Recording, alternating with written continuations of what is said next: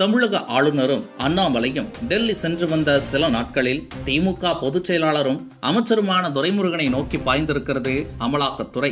இது அரசியல் வட்டாரத்தில் பெரும் பரபரப்பை கிளப்பியுள்ளது. அமைச்சர் துரைமுருகன் அவரது மகன் வீட்டில் இடி சோதனை பரபரப்பு செய்தி வந்து கொண்டிருந்த நிலையில் முதல்வர் ஸ்டாலின் கப் சிப் பானா. இதற்கு முன்னர் செந்தில் பாலாஜி இடங்களில் அமலாக்கத்துறை சோதனை நடந்த போது எங்களை சீண்டி பார்க்காதீங்க, எல்லா அரசியலும் எங்களுக்கும் தெரியும் என முதல்வரே ஆடியோவில் சேரினார். அவரின் அடிப்படைகளோ எங்கள் திராவிட பொன்னாடு, வீரம் விளைந்திட்ட நன்னாடு என ஆடி தீர்த்தார்கள்.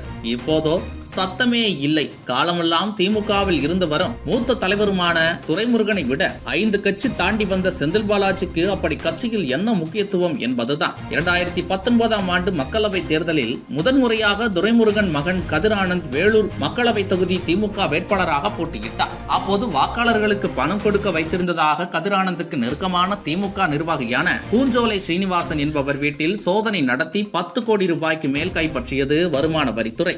இதன் அடிப்படையில் அமலாக்கத்துறையும் இதை விசாரித்து வந்தது.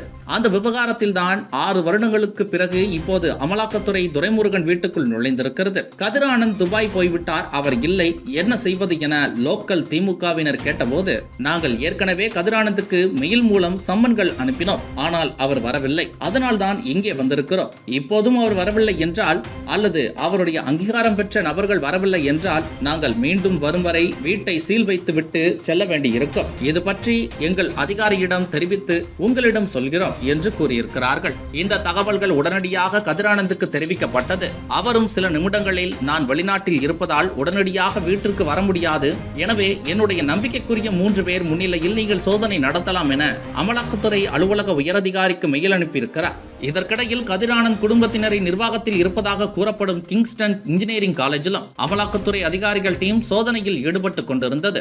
அங்கே இரவு 9 மணிக்கு மேல் எஸ்பிஐ வங்கி அதிகாரிகள் வரவழைக்கப்பட்டதாக தகவல்கள் பரவி பரபரப்பை ஏற்படுத்தின. துரைமுருகன், கதிர் ஆனந்த் ஆகியோர் அவ்வப்போது லண்டன், துபாய் போன்ற நாடுகளுக்கு சென்று வந்துள்ளனர். அங்கே அவர்கள் பிசினஸ் செய்வதாகவும் அமலாக்கத்துறை சில தகவல்களை திரட்டியது. அது தொடர்பாகவும் விசாரிக்க வாய்ப்பு இருக்கிறது என்றும் திமுக வட்டாரத்தில் பேசப்பட்டது. இதற்கிடையே துரைமுருகன் வீட்டில் ரைடு நடந்து கொண்டிருந்த இதே நேரம் ஏற்கனவே மணல் பிசினஸ் செய்து வந்த புள்ளிகள், அவர்கள் தொடர்பான நபர்கள் தங்களது செல்போன்களை ஆஃப் செய்துவிட்டு சைலண்ட் ஆகிவிட்டனர். துரைமுருகன் வீட்டில் நடக்கும் இந்த சோதனை மற்ற அமைச்சர்களிடமும் எச்சரிக்கை உணர்வை ஏற்படுத்தி இருக்கிறது. அடுத்தடுத்த திமுக அமைச்சர்கள் மீது ரைடு நடவடிக்கைகள் இருக்கலாம் என்பதால் திமுக மேலிடம் அவசர ஆலோசனையில் ஈடுபட்டுள்ளது குறிப்பிடத்தக்கது.